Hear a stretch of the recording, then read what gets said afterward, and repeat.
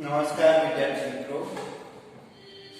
છેલ્લે આપણે સ્વાધ્યાયમાં 3.9 દાખલા નંબર સુધી જોયું. ત્યારબાદ આપણે હવે જોઈએ તો દાખલા નંબર 3.10.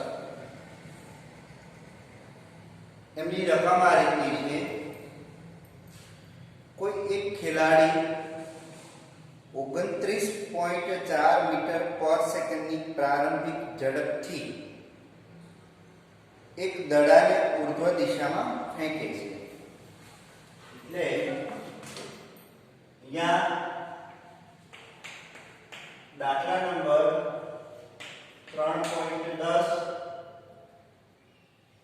દડાની પ્રારંભિક ઝડપ v0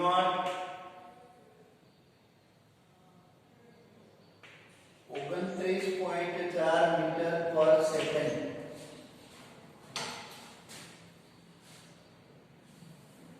એક દડાને ઉર્ધ્વ દિશામાં ફેંકે છે. પહેલું એ દડાની ઉર્ધ્વ દિશાની ગતિ દરમિયાન પ્રવેગની દિશા કઈ હશે? અહીંયા આપણને વિદ્યાર્થી મિત્રો એવું કહે છે કે કોઈ ખેલાડી દડાને આટલા પ્રારંભિક વેગથી ઉર્ધ્વ દિશામાં ફેંકે છે. ક્રમશઃ ગતિ દરમિયાન એમના પ્રવેગની દિશા કઈ હશે? તો એક વિદ્યાર્થી મિત્રો દડો ઉપર જાય છે તેમ તેમ એના વેગમાં ઘટાડો થશે, ત્યારે એમાં પ્રતિપ્રવેગ ઉત્પન્ન થશે.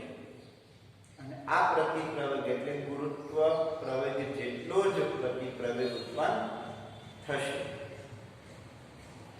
અને એ અધો દિશામાં હશે, કેમ કે વેગથી વિરુદ્ધ દિશામાં હોય.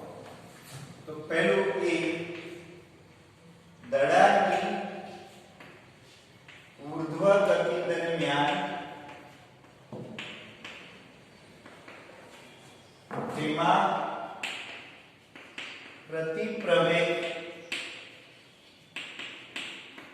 કૌંસમાં -g લખી હોવાથી તેની દિશા અધો દિશા છે.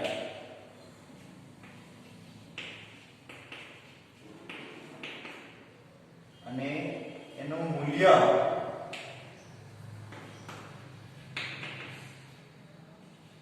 e બરાબર -9.8 મીટર પર સેકન્ડ સ્ક્વેર જેટલું હશે. પ્રત્યેક બિંદુએ આટલો જ પ્રવેગ ઉત્પન્ન થાય, પણ એ કઈ દિશામાં હોય? અધો દિશામાં. ત્યારબાદ એમાં b એની જગ્યા હવે b માં આપણને એમ કહે છે કે તેની ગતિના મહત્તમ ઊંચાઈ વાળા બિંદુએ દડાનો વેગ અને પ્રવેગ કેટલો હશે? હા, ધારો કે હવે દડો અહીંયા મહત્તમ ઊંચાઈએ પહોંચી ગયો. આ એની ઊંચાઈ થઈ મહત્તમ ઊંચાઈ.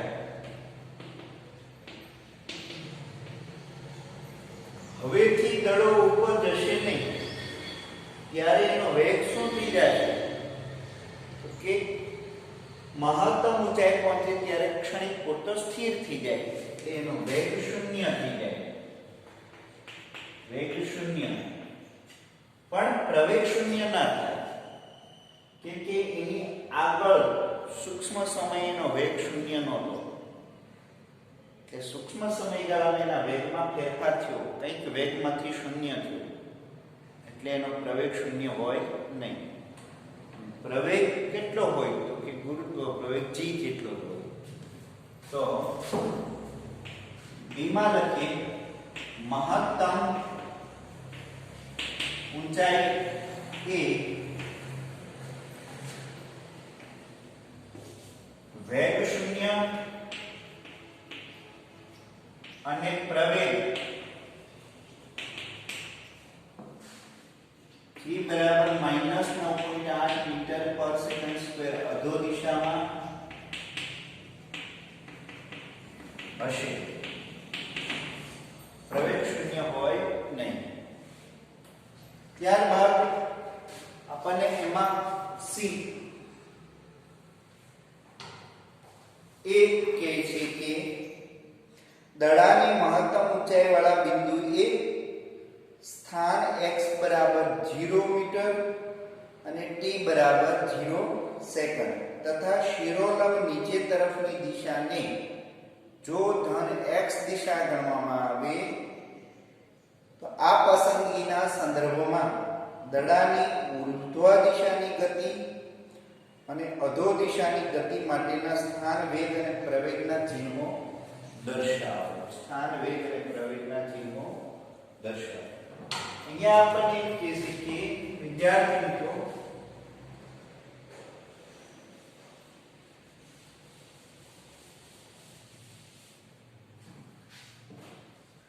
સામાન્ય રીતે આપણને શું કરતા હોઈએ, પૃથ્વી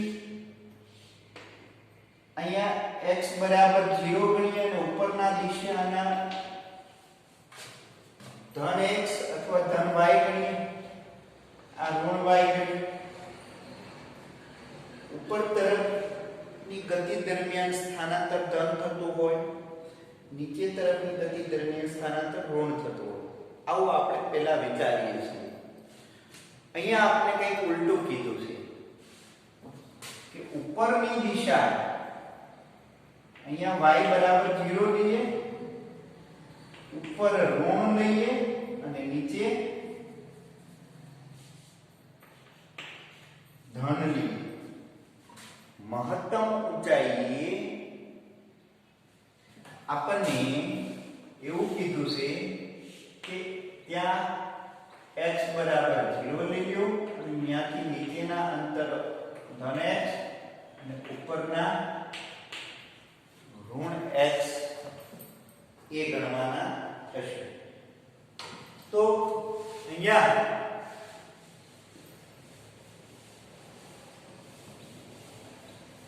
એવું કહીએ સીમા જો મહત્તમ ઊંચાઈ વાળા બિંદુ એટલે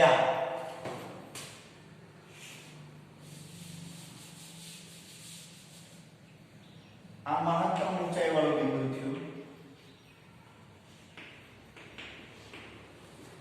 મહત્તમ ઊંચાઈ વાળા બિંદુને x બરાબર 0 મીટર તરીકે લઈ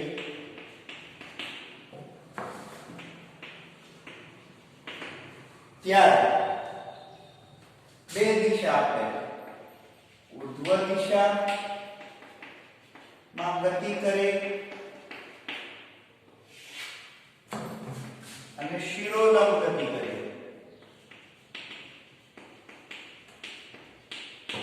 એટલે કે અધો દિશામાં ગતિ કરે ત્યારે દડાના સ્થાન વેગ અને પ્રવેગ જણાવો.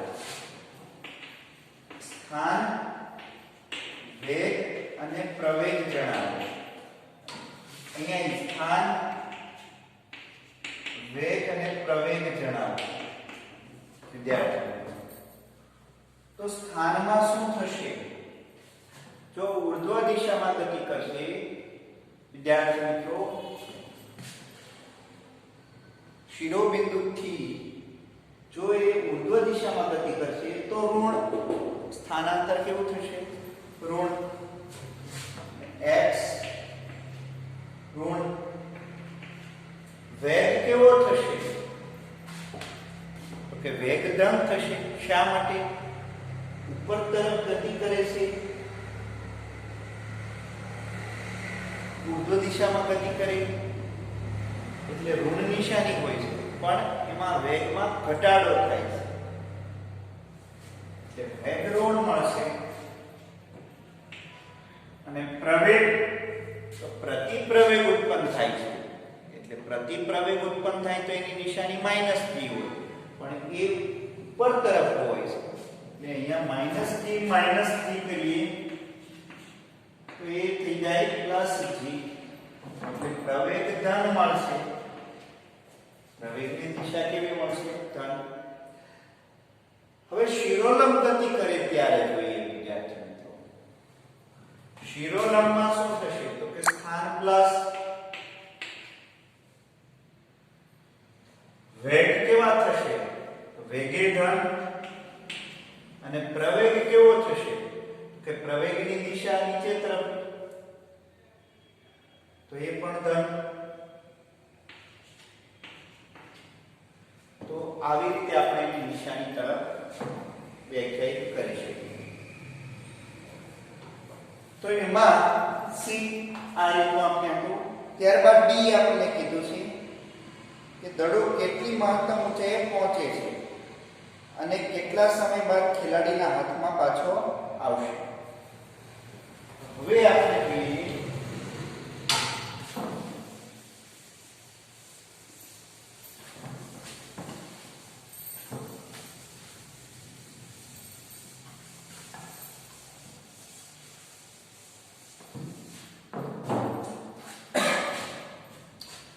ફરી પાછી મૂળ સંજ્ઞા લાગુ પાડવાની. આપણે દડો કેટલી મહત્તમ ઊંચાઈએ પહોંચે છે અને કેટલા સમય બાદ ખેલાડીના હાથમાં પાછો આવશે. અહીંયા વિદ્યાર્થી મિત્રો દડાનો પ્રારંભિક વેગ આપણને ખ્યાલ છે 29.4.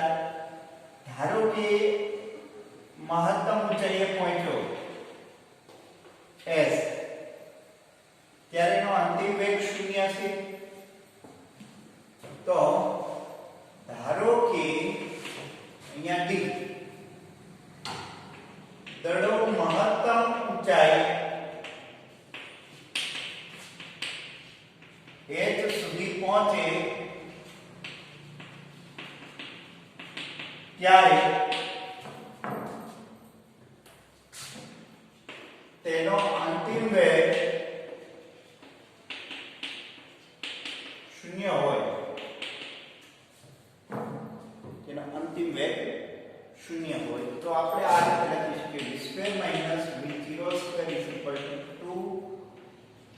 2gh. અંતિમ વેગ 0 છે. પ્રારંભિક વેગ 29.4 નો વર્ગ 2 g કેવા થશે? -9.8 ગુણ્યા h.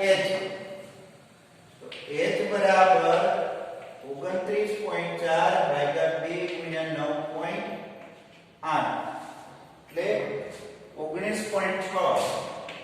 29.4 ભાગ્યા આનો વર્ગ છે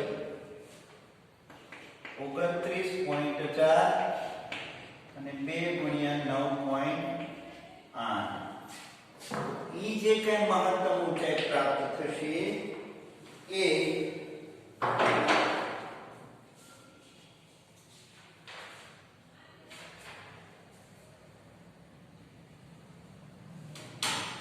હવે તમે જાતે કેલ્ક્યુલેટ કરી શકો છો અને જવાબ લખી નાખો. તો આટલી મહત્તમ ઊંચાઈ પ્રાપ્ત કરશે. ત્યારબાદ વિદ્યાર્થી મિત્રો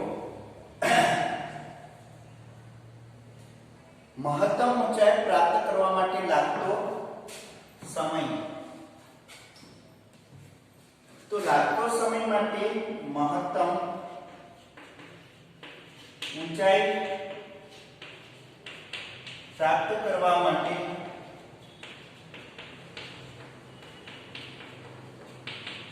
સમય જોઈએ તો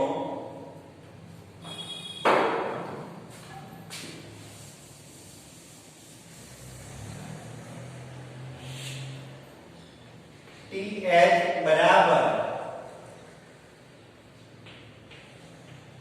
upon G. પ્રવેગનું સમીકરણ છે G અહીંયા હોય T અહીંયા હોય, બીજું કઈ છે નહીં. તો TH બરાબર 0 - 29.4 માઇનસ 9.8 તો TH બરાબર આપણે વિદ્યાર્થી મિત્રો G આપણને આપેલો છે 9.8 જ આપેલો છે તો એને અનુરૂપ સમય થશે પરંતુ આ સમય ખાલી મહત્તમ ઊંચાઈ પ્રાપ્ત કરવા માટે આપણે એમ કીધું છે કે ખેલાડીના હાથમાં આવે ત્યારે કેટલો સમય લાગે તો કે ઉપર જઈ અને નીચે આવશે ખેલાડીના હાથમાં દડો આવે તે માટે લાગતો સમય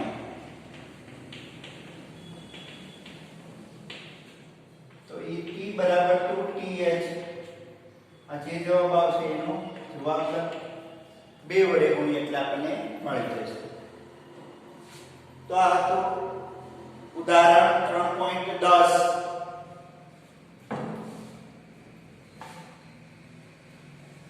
ત્યારબાદ વિદ્યાર્થી મિત્રો સ્વાધ્યાયમાં ઉદાહરણ 3.11 તરફ જઈએ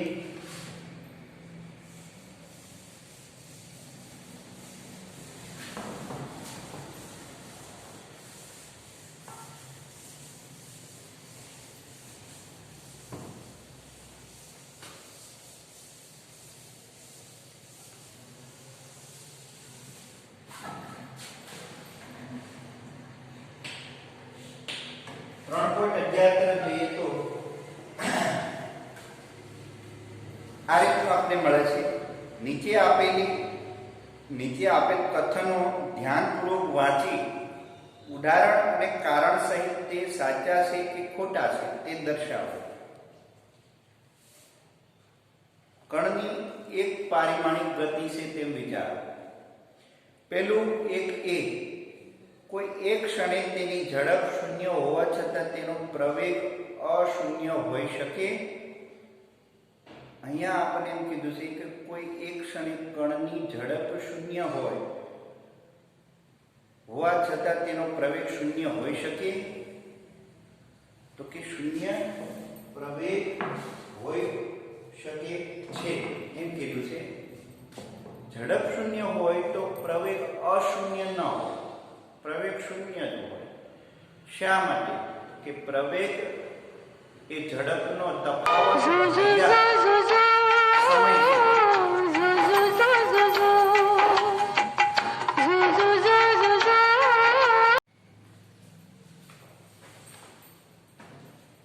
ઉદાહરણ 3.11 માં આપણે શું કીધું હતું કે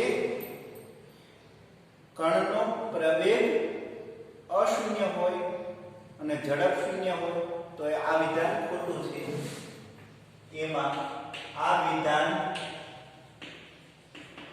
ખોટું છે ઝડપ શૂન્ય હોય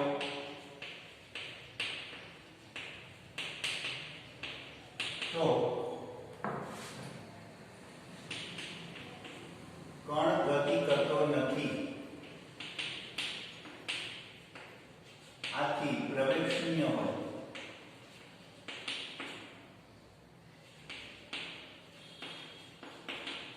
અશૂન્ય ન હોય શૂન્ય જ હોય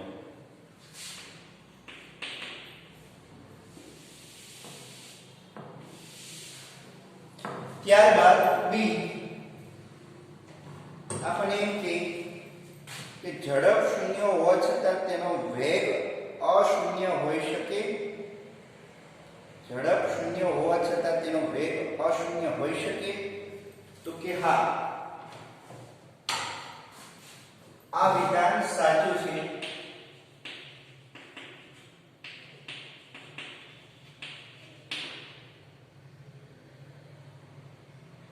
જ્યારે દડો મહત્તમ ઊંચાઈએ હોય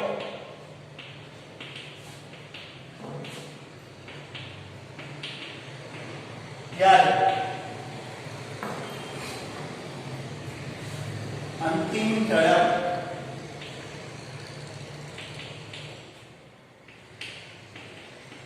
વેગનું મૂલ્ય શૂન્ય હોય પરંતુ તેની દિશા ઉર્ધ્વ દિશા હોય, આથી વેગ અશૂન્ય હોય. અહીંયા વેગનો મતલબ વિદ્યાર્થી મિત્રો દિશા.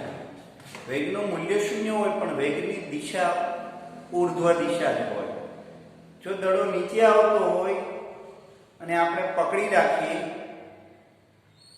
તો એ સમયે પણ ખાસ ધ્યાન રાખવું, વેગનું મૂલ્ય શૂન્ય થઈ જાય છે પણ વેગની દિશા અર્ધ દિશા હોય. તો આ રીતે વેગ શૂન્ય હોય અને ઝડપ શૂન્ય હોય. ત્યારબાદ સી જોઈએ તો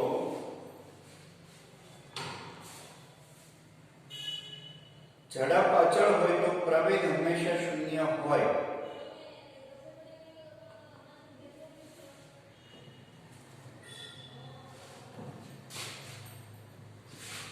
તો આ વિધાન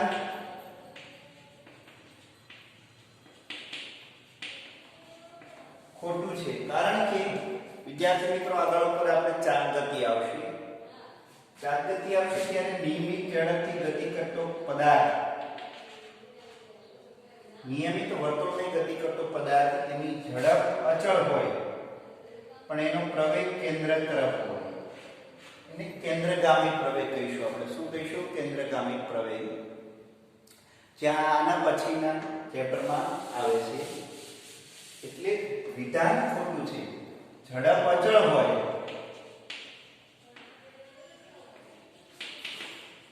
ત્યારે પ્રવેગ અશૂન્ય એવો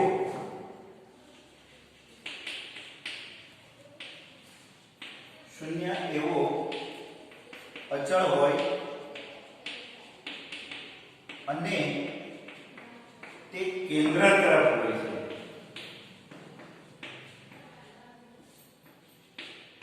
આ કિસ્સો કણ વર્તુળાકાર પથ પર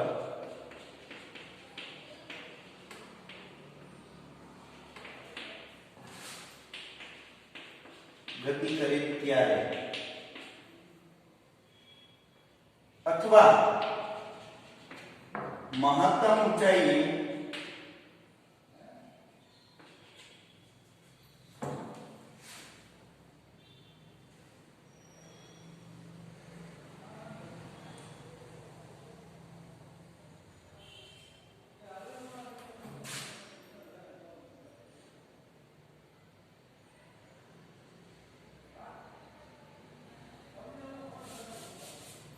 અથવા ગુરુત્વાકર્ષણમાં અચળ ઝડપથી ગતિ કરતો પદાર્થનો પ્રવેગ અધો દિશામાં હોય છે. આ હતું આપણે વિધાન સી. ત્યારબાદ એમાં ડી વિધાન આપે છે કે પ્રવેગ ધન મૂલ્ય માટે ગતિ વધતી હોય છે. પ્રવેગના ધન મૂલ્ય માટે ગતિ વધતી હોય એવું આપણને કહે છે.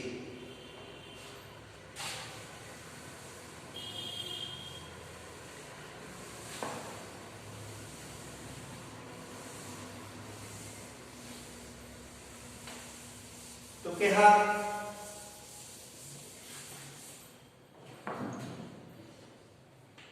ડી પ્રવેગના આ વિધાન સાચું છે.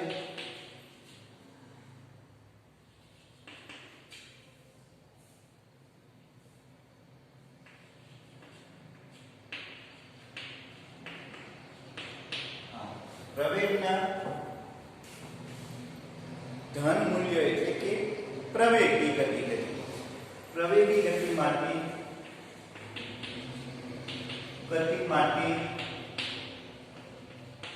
ઝડપ વધતી હોય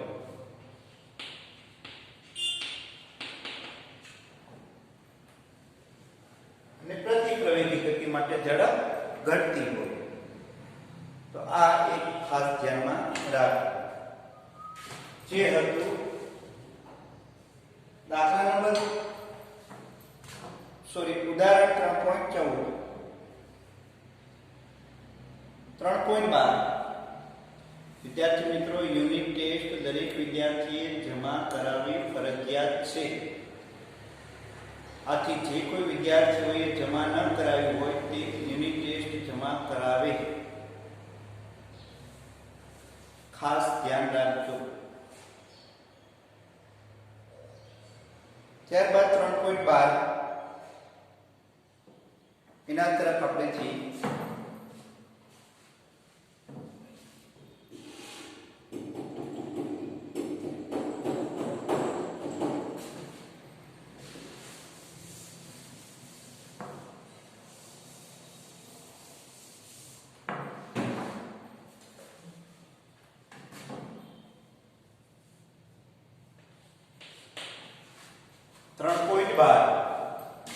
કોઈ એક દડાને 90 મીટરની ઊંચાઈ પરથી ફર્શ પર એટલે ફ્લોર પર પડતો મૂકવામાં આવે છે. ફર્શ સાથેના પ્રત્યેક સંઘાત દરમિયાન દડો તેની મૂળ ઝડપના 10મા ભાગની ઝડપ ગુમાવે છે. દડાની આ ગતિ માટે t = 0 થી t = 12 સેકન્ડ માટે ઝડપ વિરુદ્ધ સમયનો આલેખ દોરો. તો ત્યાં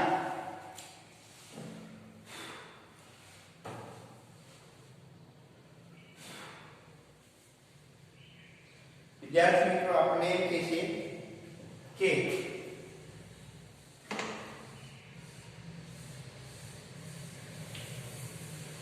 મહત્તમ ઊંચાઈ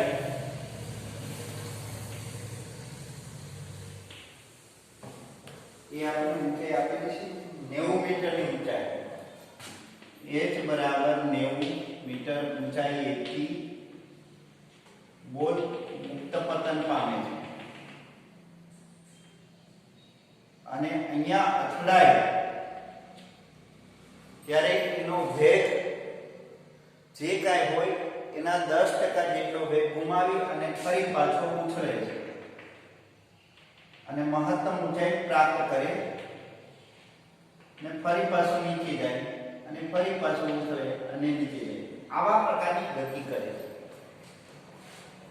જ્યારે t = 0 સમયથી t = 12 સેકન્ડ સુધી આ ગતિ કરતો રહેતો હોય તો સમય વિરુદ્ધ ઝડપનો આલેખ દોરો. અહીંયા પ્રારંભમાં દડાનો પ્રારંભિક વેગ 0 હોય, કારણ કે એ મુક્ત પતન પામે છે ત્યારે એનો પ્રારંભિક વેગ 0 હોય. અંતિમ વેગ કંઈક આપણે મેળવશું. મહત્તમ ઊંચાઈ 90 મીટર. ગુરુત્વ પ્રવેગ g = 9.8.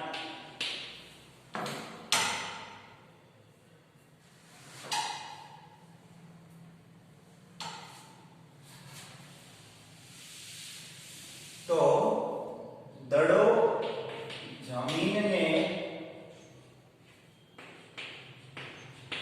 અથડાય ત્યારે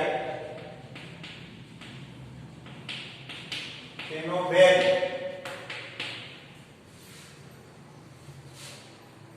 u1 લઈએ, v1 લઈએ. v1 એ કેટલો થશે? તો કે આ સમીકરણ આપણે જોઈએ v1² u1² 2gh. પ્રારંભિક વેગ 0 છે. હાલ અહીંયા નિશાની આપણે ધ્યાનમાં લેતા નથી કેમ કે ઝડપ વિરુદ્ધ સમયનો આલેખ દોરવાનો છે એટલા માટે. v1 = √2gh બરાબર √ g = 9.8 અને h = 90. તો આ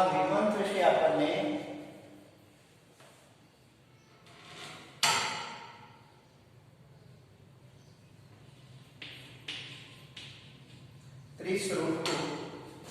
શા માટે કે g બરાબર આપણે 10 એપ્રોક્સી લઈએ તો 900 ગુણ્યા 2, 900 નું વર્ગમૂળ 30 અને ગુણ્યા 2 નું વર્ગમૂળ 2 એવી રીતે લઈએ મીટર પર સેકન્ડ. તો આ અથડાશે ત્યારે અહીંયા એનો વેગ આટલો છે v1. ત્યારે લાગતો સમય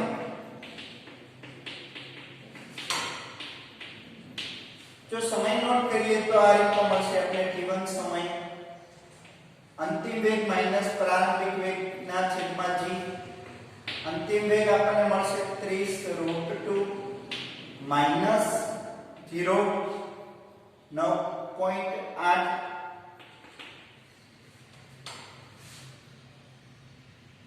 અથવા આપણે આવી રીતે પણ લઈ શકીએ 10 લઈએ તો એ 0 કેન્સલ થઈ જશે તો t1 બરાબર કેટલા મળશે 1.401 ગુણ્યા 3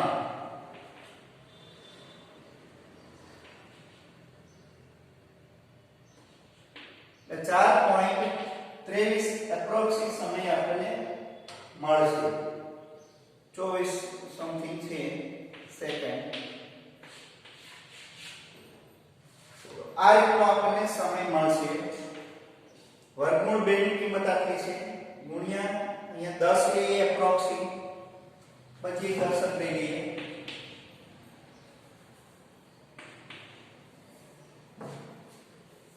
તો આટલું મળશે. તો અહીંયાથી અહીંયા પહોંચતા લાગતો સમય એટલો થયો અને વેગ અહીંયા પહોંચતા આટલો મળ્યો. ખાસ ધ્યાન રાખજો વિદ્યાર્થીઓ. હવે શું કહે છે આપણે હવે પાછું એમ કહે છે કે આનાથી 10% વેગ ગુમાવે છે એટલે કે 90% વેગ સાથે ફરી ઉછળે છે એટલે u1 હવે u2 કેટલા થશે તો કે આમના 90%. તો બીજા કિસ્સામાં જોઈએ હવે દળો u2 બરાબર 90% v1 સાથે ઊર્ધ્વ દિશામાં ગતિ કરે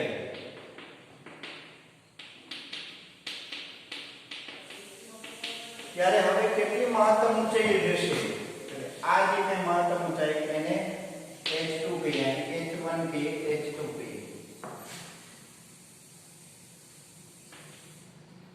અહીંયા h1 એ આપણે મેળવવાનું છે અને મહત્તમ ઊંચાઈએ અંતિમ વેગ 0 થઈ જશે. તો એ આપણને આવી રીતે મળશે અંતિમ વેગ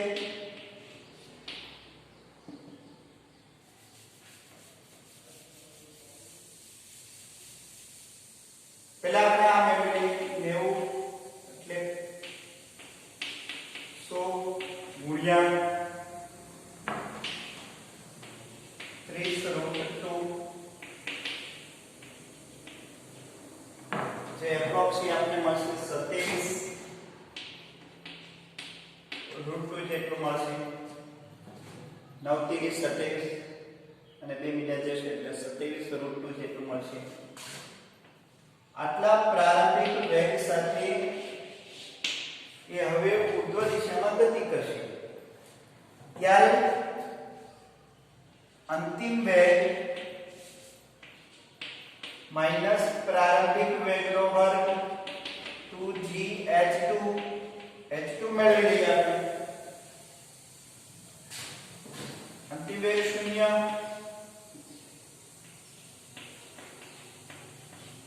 નો વર્ગ બરાબર 2 9 ગુણ્યા 10 ગુણ્યા 1 તો h બરાબર આપણે શું મળશે 27√2 નો વર્ગ ભાગ્યા 20 તો એ આપણને મળશે 1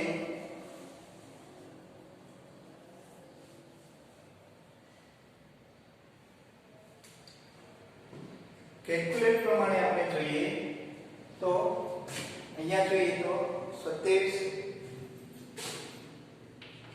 27 ગુણ્યા 27 ગુણ્યા 2 ભાગ્યા 20 એટલે અહીંયા મળશે આપણને 10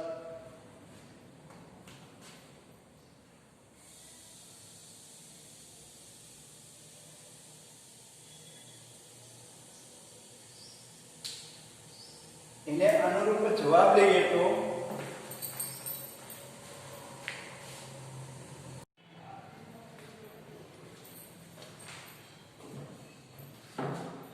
यहाँ महत्तम ऊंचाई विद्यार्थी मित्रों कैलकुलेट करी અને જવાબ મેળવી શકાય પરંતુ આપણે એ જરૂર નથી આપણે સમયની જરૂર છે શા માટે ઝડપ વિરુદ્ધ સમયનો આલેખ દોરવાનો છે એટલે આપણે કેલ્ક્યુલેટ કરીએ અથવા ન કરીએ કોઈ ફેર પડતો નથી હવે બીજું વિદ્યાર્થી મિત્રો દડાને અહીંયાથી અહીંયા પહોંચતા લાગતો સમય કેટલો तो समय नोट करिए तो आ समीकरण ની જેમ જ સમીકરણ બનાવીએ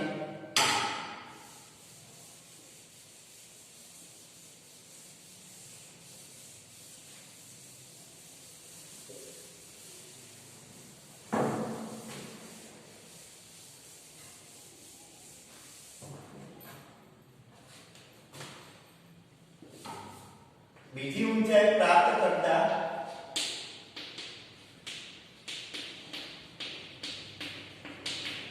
लागतो समय अपने नोट करिए तो t डैश करिए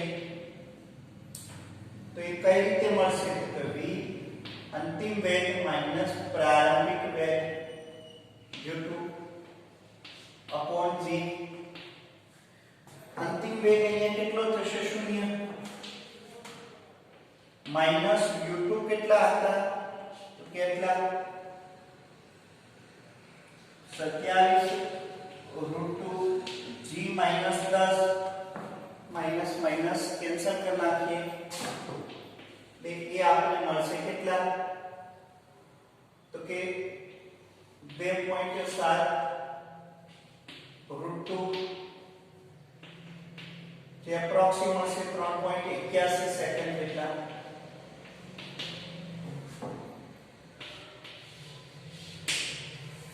હવે ફરી પાછા વિદ્યાર્થી મિત્રો અહીંયાથી દડો અહીંયા સુધી પહોંચે ફરી h2 ઊંચાઈએથી જમીન સુધી પહોંચે ત્યારે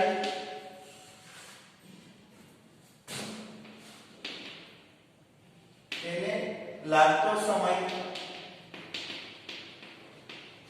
જેટલો ઊંચાઈએ જાય એટલો જ સમય ઉપરથી નીચે તરફ આવે ત્યારે લાગે કેમ કે પ્રવેગ અને પ્રતિપ્રવેગ બંનેના મૂલ્યો સમાન છે એટલા માટે p ડબલ ડેશ 3.81 સેકન્ડ અને ત્યારે જમીનને અથડાય ત્યારે એનો વેગ આટલો જ હોય u2 જેટલો જ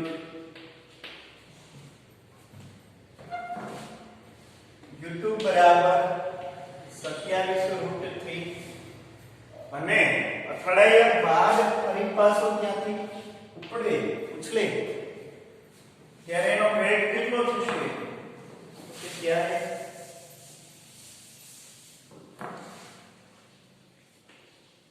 અથડાય અને ફરી ઉછળે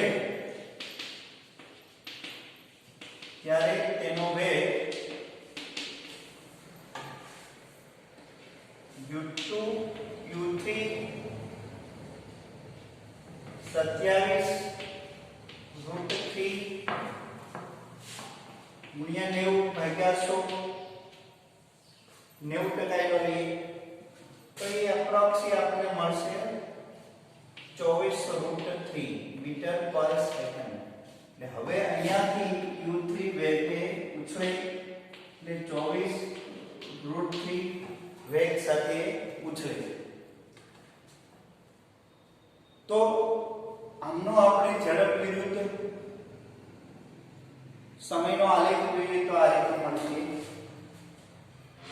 કુલ સમય કેટલો થયો? કુલ સમયમાં પહેલું t1 + t dash + t dash 4.24 plus 3.81 ફરી પાછું નીચે આવશે ત્યારે 3.81 તો 3 તો આ મળશે એપ્રોક્સિમેટ 11.86 સેકન્ડ જેવો જે 12 સેકન્ડને સમથિંગ છે એટલે t બરાબર 0 થી આટલા સુધી ગતિ કરે છે એ કીધું છે તો અહીંયા સુધી પહોંચે છે પડી ઉછળશે અને ફરી પાછો પડે તો હવે આપણે સ્થાન વિરુદ્ધ સમયનો આલેખ જોઈએ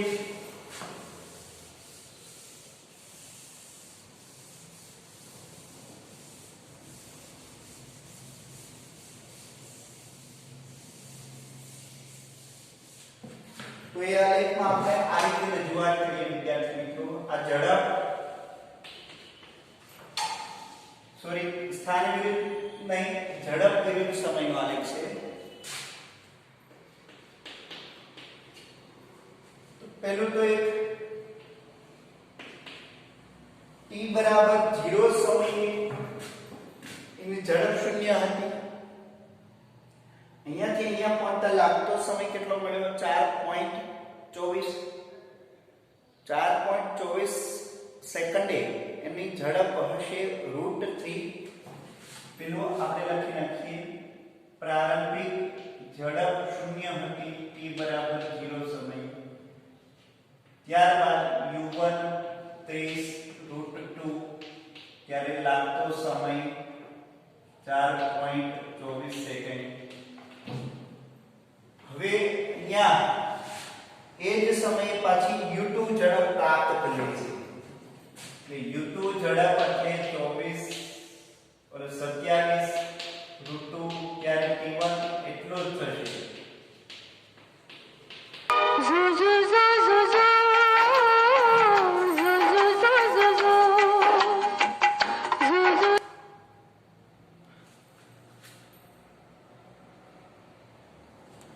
તો અહીંયા વિદ્યાર્થી મિત્રો u2 27 √2 t1 4.24 કેમ કે અથડાય છે અને ઉપડે છે ત્યારે સમય સૂક્ષ્મ હોય છે ત્યારે સમય એ જ હોય અથડાય ઉપડે સમયમાં કોઈ જાજરતા નથી પડતો પણ ઝડપમાં ફેરફાર થઈ જાય એટલે એ જ સમયે બે ઝડપ મળશે આપણે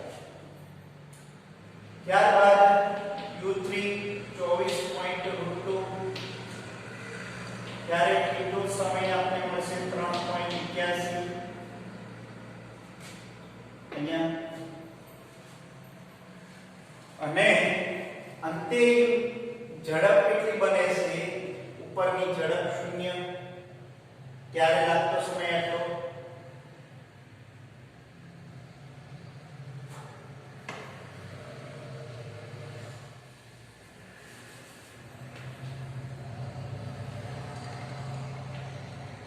અને v4 ઝડપ આપણે લઈએ 24 √2 ત્યારે સમય આપણને લાગે છે 27 સોરી આ ફરી પાછી એટલી ઝડપ થશે 27 √2 ત્યારે સમય 3.81 હવે આપણે જોઈએ અને આલેખ દોરીએ વિદ્યાર્થી મિત્રો તો પેલું પ્રારંભિક ઝડપ 0 અને સમય પણ 0 એટલે અહીંયા એક પેલું બિંદુ આવશે બીજું બિંદુ આપણે જોઈએ અહીંયા આ પેલું બિંદુ આ બીજું બિંદુ અહીંયા ઝડપ કેટલી હતી તો ત્યારે સમય કેટલો હતો આટલો ધારો કે ઝડપને આપણે આપીએ નામ 30 √2 અને સમયને આપીએ નામ 4.24 આટલા એક આપીએ તો અહીંયા આપણે મળશે એટલે આલેખ આ રીતે મળશે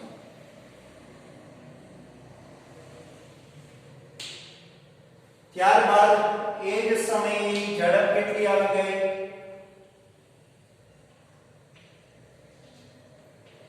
27 √2 અને પછી શું થશે તો કે પછી એની ઝડપ 0 થઈ જાય છે ત્યાં સમયે 3.81 એટલે આમાં પ્લસ આ લઈએ એટલે 4.24 + 3.81 5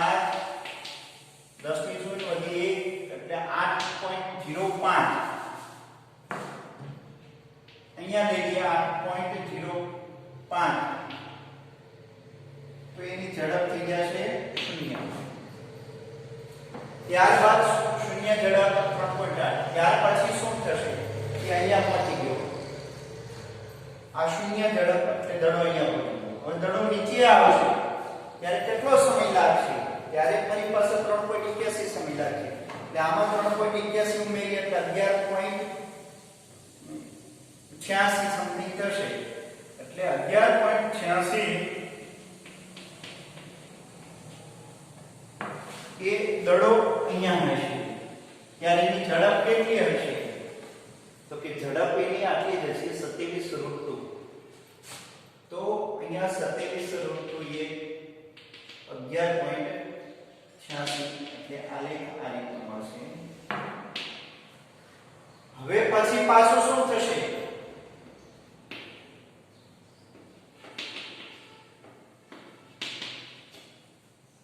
ત્યાર પછી પાછો એ જ ક્ષણે એની ઝડપ સેમ આમાં બે સમય એક ઝડપ બે ઝડપ એક સમય સેમ 3.81 એટલે કે એનો મતલબ એવો થયો કે ત્યારે એની ઝડપ હશે આટલી જ 24√2 એટલે અહીંયા મળશે આપણે 24√2 અને સમય પછી એ શૂન્ય તરફ જશે. આ રીતનો આલેખ આવશે. વિદ્યાર્થી મિત્રો અથડાય અને ગતિ કરે ત્યારે આવી રીતનો આલેખ મળશે. થોડીક વિદ્યાર્થી મિત્રો પ્રેક્ટિસ આ દાખલામાં વધારે કરવી પડશે. તો 2-3 વાર સમજી અને લખી જાતે લખી અને પ્રેક્ટિસ કરજો. ત્યાર પછી નો દાખલો આપણે નેક્સ્ટ લઈશું.